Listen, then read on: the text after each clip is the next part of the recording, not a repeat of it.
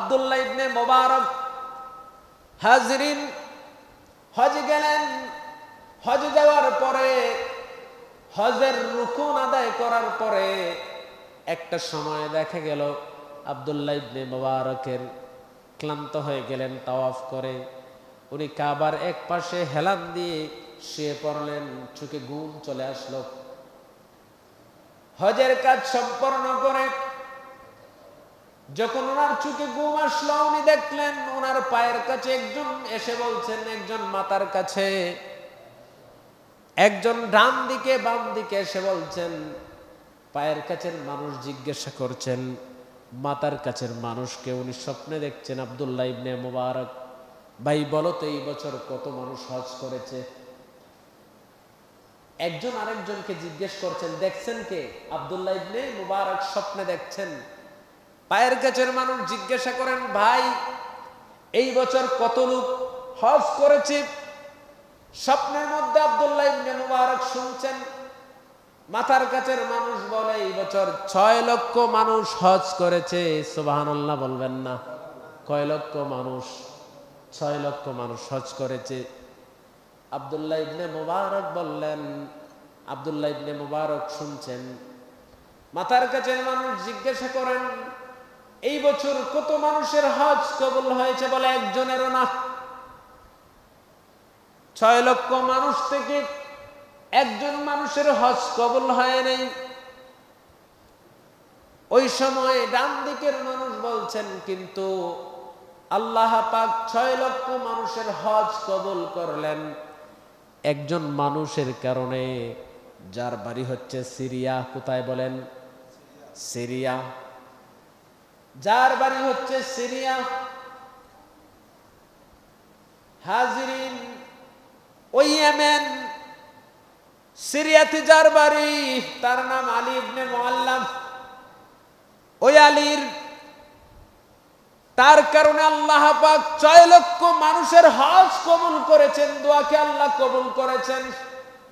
যে কোনো কারণেই হোক, আপনি ব্যবসায় লস করেছেন অথবা অন্য কোনো কারণে আপনি ধরা খাইছেন, সম্পদ একটা সময় ছিল এখন নাই, ওই যে ওই সময় আপনার সম্পত্তির মালিক আপনি ছিলেন, ওই সময় আপনার উপর হজ ফরজ হয়েছিল, এখন আপনার উপর সম্পত্তি নাই, আপনার ওই পরিমাণ নেসাবের মালের মালিক আপনি নন, আপনার উপর এখন হজ ফরজ নয়। কিন্তু আপনার উপরে যেই সময় আপনি সম্পত্তির মালিক ছিলেন, ওই সময়টাতে আপনার উপরে যেই হজ ফরজ হয়েছিল এটা কিন্তু মুছে যায় না। এই হজ ফরজ আপনার উপর রয়ে গেছে। হাজরিন, আল্লাহ বলেছেন, লাল্লাযী বিবাক্কাতা মুবারাকান ওয়া হুদাল লিল আলামিন। আল্লাহ তাআলা বলেন, এই জায়গায় আল্লাহ 8টি কথা বলেছেন, সামনে আসছে। এর আগে আসুন, হজ আমরা করি, অনেকের হজ কবুল হয় না, কিন্তু আপনার উপরে হজ ফরজ, এটা আপনাকে আদায় করতে হবে। আপনার উপর যখন হজটা ফরজ হয়ে যায়, এরপরে যদি আপনি না, আপনার এই ফরজ যদি আপনি আদায় না করেন, রাসূলুল্লাহ বলেছেন হাদিসে মুবারাকায়, ও দুনিয়ার মানুষ, রাসূল বলেছেন, ক্বালা নবী সাল্লাল্লাহু আলাইহি ওয়াসাল্লাম, মান মালাকা জাদান ওয়া রাহিলাতান তুবাল্লিগুহু ইলা বাইতিল্লাহ ওয়া লাম ইয়াহুজ্জ ফালা আলাইহি আইয়ামুতা ইয়াহুদিয়্যা ওয়ালা নাসরানিয়্যা। রাওয়াহু তিরমিজি। তিরমিজি শরীফের মধ্যে আমার রাসূল বলেছেন, আল্লাহ পাক যাকে সম্পদের মালিক করেছেন, মানে পথ খরচ হয় এই রকম সম্পদের মালিক যিনি, যার উপর হজ ফরজ হয়েছে, সোজা কথায় যার উপর কি হয়েছে? হজ ফরজ হয়েছে, ওই ব্যক্তি তার ফরজিয়ত আদায় করলো না। কি আদায় করলো না? হজ করলো না। আমার রাসূল কিভাবে বলেছেন? আইয়ামুতা ইয়াহুদিয়্যা ওয়ালা নাসরানিয়্যা।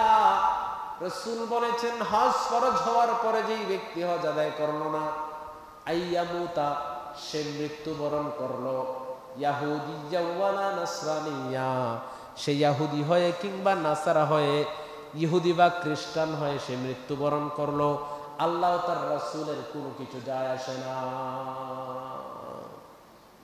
মুসলমান নয়। রাসূল কি বলছেন? অবশ্যই সে মুসলমান হয়ে মৃত্যুবরণ করে নাই। রাসূল বলেছেন ইয়াহুদিয়্যা ওয়ালা নাসরানিয়্যা, সে ইহুদি না খ্রিস্টান, এটা আল্লাহর কিছু যায় আসে না। ও মুসলমান, একবার চিন্তা করুন, আমাদের সমাজের কতগুলো মানুষের উপরে আল্লাহ পাক হজ ফরজ করেছেন। কত মানুষ, ওয়ালিল্লাহি আলান নাস হিজ্জুল বাইতি মান ইসতাতা ইলাইহি সাবিলা, আল্লাহ পাক এই পরিমাণ মালের অধিকারী আপনাকে করেন নাই। যাদেরকে করেছেন তাদের উপর হজ ফরজ, যাদেরকে করেন নাই তাদের উপর হজ ফরজ নয়। হজ জীবনে একবার ফরজ। কয়বার ফরজ? হজ জীবনে কয়বার ফরজ? বড় হজ জীবনে একবার ফরজ। আপনি যদি বারবার যান, প্রথমটাই আপনার ফরজ আদায় হবে, পরবর্তী সবগুলা নফল হিসেবে গণ্য হবে। আব্দুল্লাহ ইবনে মুবারক ইরাকের পৃথিবীর সবচেয়ে বড় আলেম ছিলেন, বাড়ি ছিল ইরাক। ইমাম বুখারী, কুরআন শরীফের পরে যে স্থান, বুখারী শরীফের নাম আমরা সবাই শুনেছি। ইমাম বুখারীর উস্তাদ ছিলেন আব্দুল্লাহ ইবনে মুবারক। এত সম্পদের মালিক আল্লাহ বানিয়েছিলেন। বাবার দিক দিয়ে, মায়ের দিক দিয়ে, মানে নানা বাড়ির সম্পদ পেয়েছিলেন। বাবাও ছিল ধনী মানুষ। দুইটা সম্পদে এত বেশি সম্পত্তির মালিক উনি হয়েছিলেন। উনার এত সম্পদ আল্লাহ দিয়েছিলেন, এত ব্যবসা বাণিজ্য উনি করতেন। এই ব্যবসার টাকা দিয়ে প্রতি বছর 1000 মানুষকে উনি হজ করাতেন। কয় হাজার? 1000 মানুষকে উনি হজ করাতেন নিজের পয়সায়। 1000 মানুষকে হজ করাতেন। সুবহানাল্লাহ বলবেন না? মানুষকে দান খয়রাত করতেন খুব বেশি। যেই দিকে যাইতেন শুধু আল্লাহর রাস্তায় বিলিয়ে দিতেন। উনি প্রতি বছর ওনার ছাত্রদের থেকে, এলাকাবাসী থেকে আলেম বানাতেন। নিজের খরচায় পড়ালেখার খরচ নিচে দিতেন, টাকা খাওয়ার খরচ বহন করতেন। এইভাবে হাজারো মানুষকে প্রত্যেকটা বছরে হজে নিয়ে যাইতেন। আব্দুল্লাহ ইবনে মুবারক হাজরিন হজ গেলেন। হজ যাওয়ার পরে, হজের রুকুন আদায় করার পরে একটা সময় দেখা গেল আব্দুল্লাহ ইবনে মুবারকের ক্লান্ত হয়ে গেলেন তাওয়াফ করে।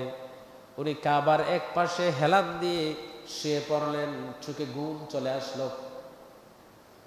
হজের কাজ সম্পন্ন করে যখন ওনার চোখে ঘুম আসলো, উনি দেখলেন ওনার পায়ের কাছে একজন এসে বলছেন, একজন মাথার কাছে, একজন ডান দিকে বাম দিকে এসে বলছেন। পায়ের কাছের মানুষ জিজ্ঞাসা করছেন মাথার কাছের মানুষকে। উনি স্বপ্নে দেখছেন আব্দুল্লাহ ইবনে মুবারক, ভাই বলো তো এই বছর কত মানুষ হজ করেছে? একজন আরেকজনকে জিজ্ঞেস করছেন। দেখছেন কে? আব্দুল্লাহ ইবনে মুবারক স্বপ্নে দেখছেন। পায়ের কাছের মানুষ জিজ্ঞাসা করেন, ভাই এই বছর কত লোক হজ করেছে? স্বপ্নের মধ্যে আব্দুল্লাহ ইবনে মুবারক শুনছেন। মাথার কাছের মানুষ বলে এই বছর 6 লক্ষ মানুষ হজ করেছে। সুবহানাল্লাহ বলবেন না? কয় লক্ষ মানুষ? 6 লক্ষ মানুষ হজ করেছে। আব্দুল্লাহ ইবনে মুবারক বললেন, আব্দুল্লাহ ইবনে মুবারক শুনছেন। মাথার কাছের মানুষ জিজ্ঞাসা করেন, এই বছর কত মানুষের হজ কবুল হয়েছে? বলে একজনেরও না। 6 লক্ষ মানুষ থেকে একজন মানুষের হজ কবুল হয় নাই।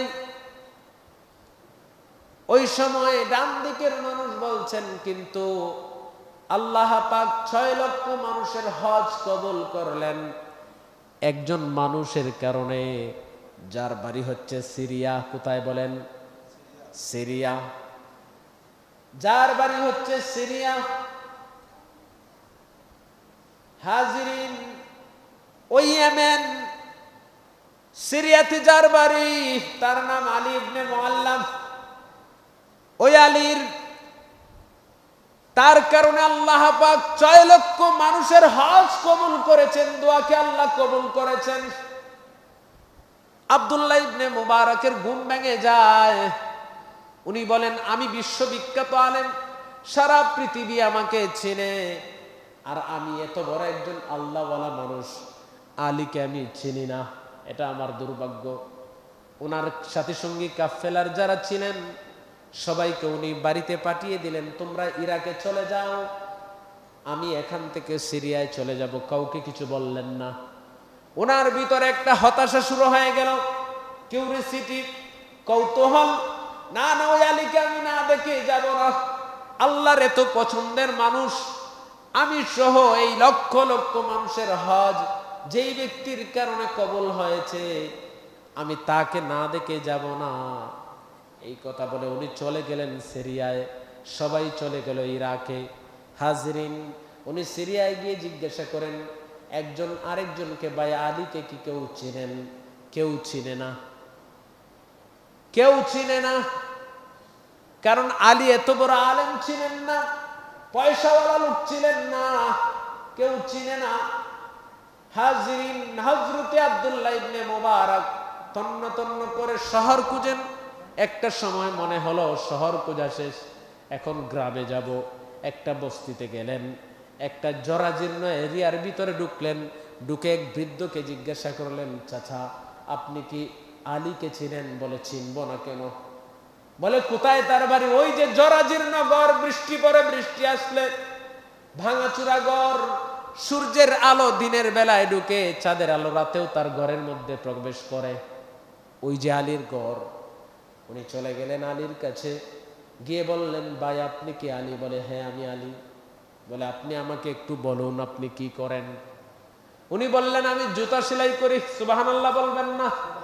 কি সেলাই করি? আমি একজন মুচি, আমি জুতা সেলাই করি। ও মুসলমান, আমি মুচি, জুতা সেলাই করি। ভাই আমি তোমার পেশা জিজ্ঞেস করি নাই। একটু রাগ হলেন আব্দুল্লাহ ইবনে মুবারক, বললেন, তোমার আল্লাহর সঙ্গে এত তাওয়াল্লুক, এত ভালো সম্পর্ক কিভাবে? সুবহানাল্লাহ। আমি যা স্বপ্নে দেখেছি, আল্লাহর সঙ্গে তোমার এত গভীর সম্পর্ক কিসের কারণে? ঘটনা তো একটা আছে, আমাকে খুলে বলো। বলে, আমি তো এমন কোনো আলেম নই, আমলদার কেউ নই। আলী বললেন, হযরতে আব্দুল্লাহ ইবনে মুবারক বলেন, ঘটনা তো একটা আছে, আল্লাহর সঙ্গে তোমার এত সম্পর্ক কেন বলো? বলে, হুজুর আপনি বিশ্ববিখ্যাত আলেম, আপনি সিরিয়ায় এসেছেন, সিরিয়ায় আপনার হাজার হাজার ছাত্র আছে, সারা পৃথিবীতে আপনার ছাত্র আছে। ইমাম বুখারীর যিনি উস্তাদ, ওনার সারা পৃথিবীতেই তো ছাত্র থাকার কথা। বিশ্ববরণ্য আলেম আপনি, আমার এমন তো কোনো কিছু নাই, তবে একটা ঘটনা আছে। বলে, সেটাই বলো। বলে, হুজুর আমার পয়সা নাই, অর্থ নাই, কিন্তু আমার ভিতরে একটা তামান্না হচ্ছে, আমি আল্লাহর ঘর তাওয়াফ করব, রাসূলের বাড়ি জিয়ারত করব। বলেন সুবহানাল্লাহ। এই নিয়ত নিয়ে আমি কি করলাম, গরিব মানুষ, আমার তো সামর্থ্য নাই যাওয়ার, কিন্তু আমি একটা চিন্তা করলাম, অন্তত একটা বছর আমি রাত্রে কাজ করব। কি কাজ করব? ওভারটাইম করব। দিনের বেলা যা করব রাতেও করব একটা অংশ, পরিবারের খরচ বহন করে বাদ বাকি যা আছে সবগুলো আমি জমা করব বাইতুল্লাহ যাওয়ার জন্য। হুজুর ঠিক সেই কাজটুকুন আমি শুরু করে দিলাম। প্রতিদিন রাতের বেলা আমি ওভারটাইম করি, আমার কাজ যা আছে দিনে রাখি। আলী কি করলেন? ওই ঘরের দরজায় নক করলেন, প্রতিবেশীর ঘরের দরজায় নক করার পরে প্রতিবেশী দরজা খুলে দিলেন। আলী বললেন, আমার প্রতিবেশী ভাই শুনেন, আমি আগামীকালকে হজে চলে যাব। আমার বিবি সন্তান সম্ভবা, আমার বিবি সন্তান সম্ভবা, আমার বিবির বাচ্চা হবে, আমি চলে যাব হজে। কিন্তু এই রাত্র গভীরে আমার বিবি আবদার করেছেন গোশত খাবেন, আমিও তো চলে যাব, কে আমার বিবিকে গোশত খাওয়াবে? ভাই তোমার ঘরে আমি ঘ্রাণ পাইলাম, রান্না হচ্ছে গোশতের, দয়া করে ওই জায়গা থেকে আমি বাটি নিয়ে আসছি, আমাকে কিছু অল্প পরিমাণ গোশত দাও, যেন আমি আমার বিবির এই ওয়াদা রাখতে পারি। প্রতিবেশী আলীকে বললেন, ও আলী শোনো রে শোনো, আমি তোমাকে গোশত দিব, কিন্তু এই গোশত আমার জন্য হালাল, পরিবারের জন্য হালাল, তোমার পরিবারের জন্য হারাম।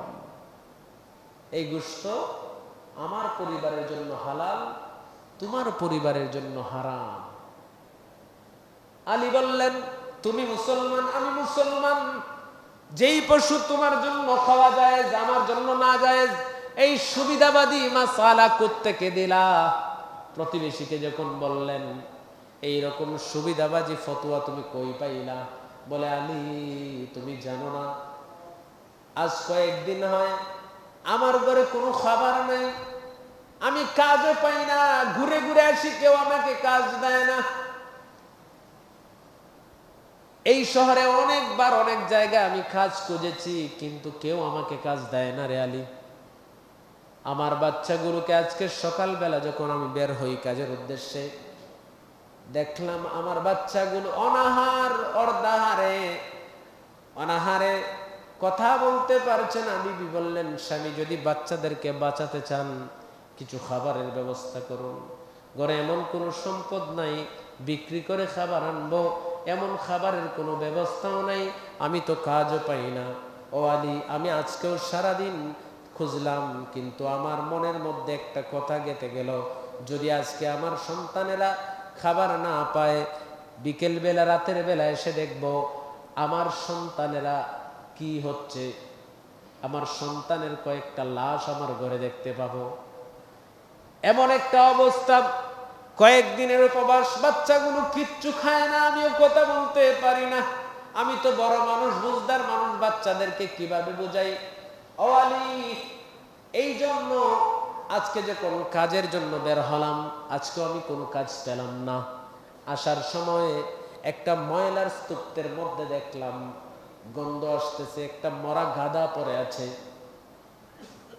আমি দেখে চতুর্দিকে তাকালাম, কেউ দেখে কিনা, দেখলাম কেউ দেখে নাই। আমি এই গাদার কিছু অংশ কেটে ব্যাগের ভিতরে ঢুকিয়ে আমি ঘরে চলে আসলাম। বিবিকে বললাম, এটা রাঁধো, বাচ্চাদেরকেই রান্না করে খাবার খাওয়াও। ও আলী, আমাদের ধর্মে তো গাদা খাওয়া হারাম, আর একটু মরা পশু।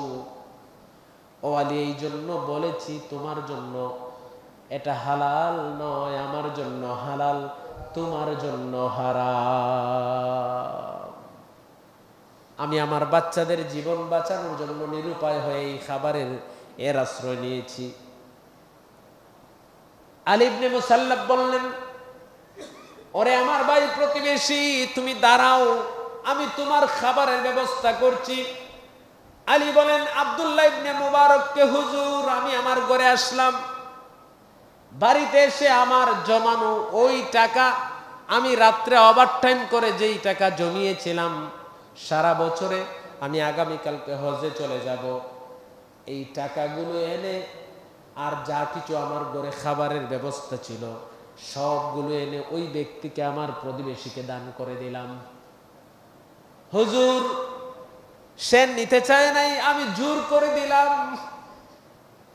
তার ঘর থেকে আমি বের হওয়ার সময় কান্না করতে করতে বেরিয়ে গেলাম। বহুদিনের আক্ষেপ ছিল, হজ করব, আল্লাহর ঘর তাওয়াফ করব, রাসূলের বাড়ি জিয়ারত করব, এটা আমার মনের বাসনা ছিল, কিন্তু আমি শেষ সম্বলটুকুন তো দিয়ে দিলাম।